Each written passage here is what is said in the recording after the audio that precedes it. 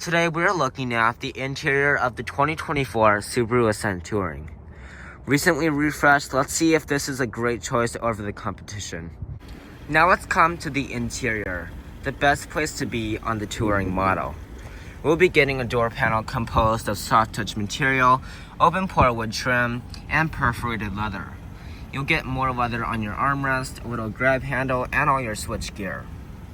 You will be getting a little bit of storage down below with 2 bottle holders, but I would like to see Subaru make more of the space that has been wasted right here. The actual interior itself is super nice for what you get for $50,000. The seats will be made of real Napa leather, and they will be 12 ways of power adjusting, including 4 ways of lumbar support. These are super comfortable on long road trips, and I think they are the best seats Subaru has ever made in a car.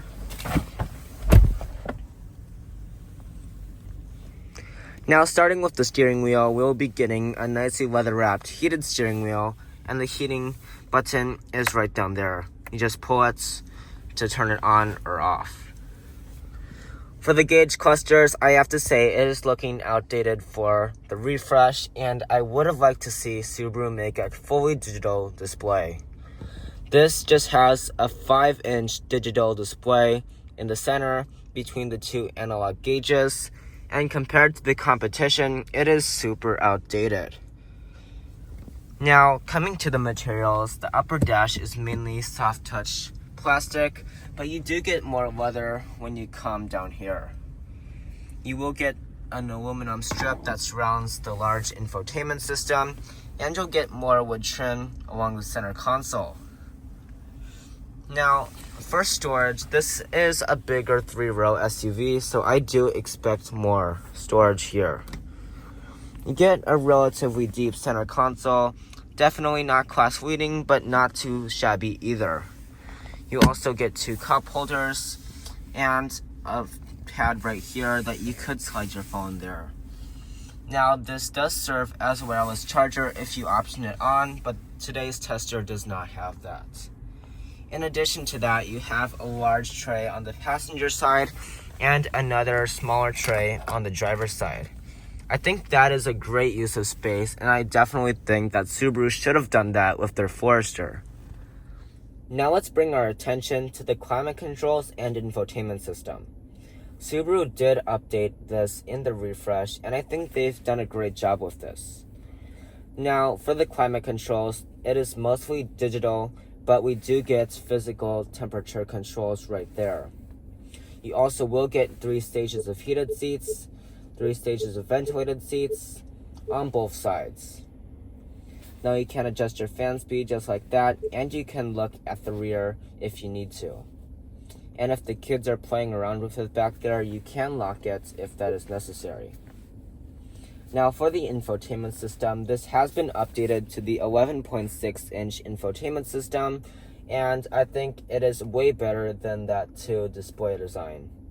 We will be getting wireless Apple CarPlay and Android Auto, and we also will be getting Cabin Connect, which allows you to communicate with the rear passengers, especially the people in the 3rd row.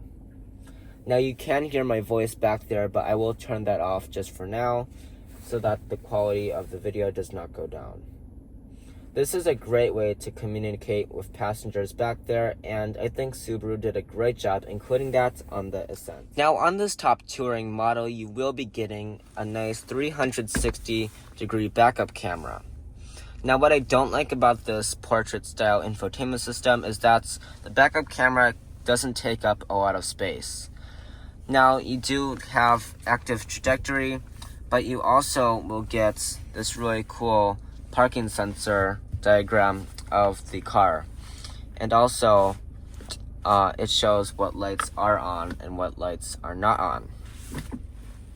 Now that is a nice feature to have, and you can even spin around the car if you need to see exactly where you are.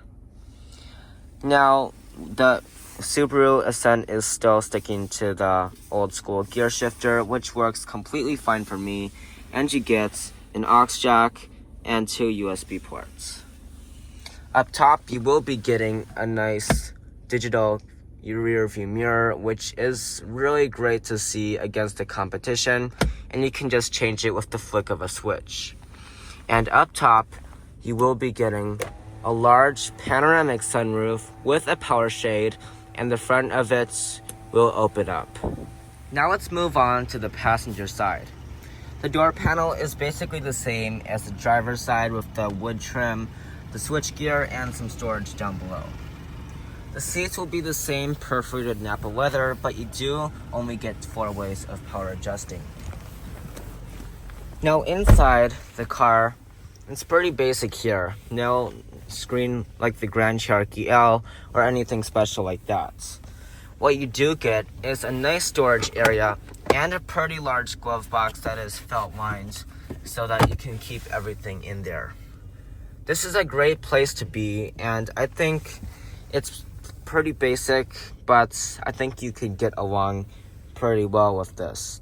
The seats are really comfortable. I have a lot of room, and you have access to the infotainment system, and everything is very easy to reach. Now let's make our way to the rear areas. This is a bigger priority for the automakers that are making these SUVs because this is where all of the passengers will be. Now, if you didn't know, Subaru is famous for the 19 cup holders inside the Ascent, so there you go. Now, the rest of the door panel, you have nice wood trim, more leather, and a sunshade if you need to keep out the light. The seats will be basically the same, Napa leather, and manually sliding and reclining. Inside the actual car, I have plenty of legroom. The seats are super comfortable, and you have your own zone of climate control. In addition to this, you do get 2 stages of heated seats and 2 USB ports with a household style outlet. Now down here we get our own cup holders, and they do adjust to the size of the drink. Now for extra storage, you will be getting a nice seat back pocket that can fit some pretty large items. Now let's make our way to the 3rd row. To get into the 3rd row, you just have to pull up on that lever and the seat will slide forward, and you have a pretty nice amount of space to get in.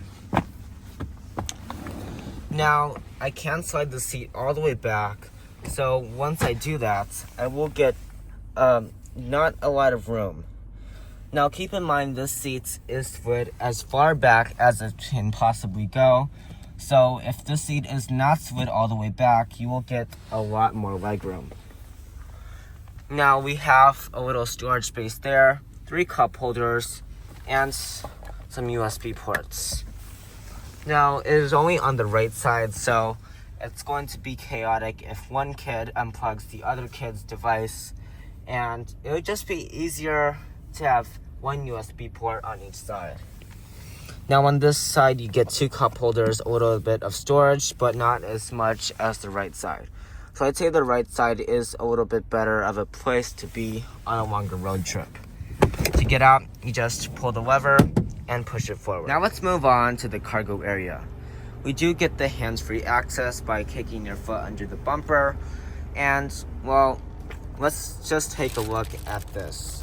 You have about 18 cubic feet between this and the 3rd row, and we do have the optional cargo liner, which will protect the back of the seats from like any snow or water and anything that your kids might have that will make a mess. They also get a power source, a light, and a speaker, and the seats easily fold down by just pulling the strap. To close up the trunk, just push the button.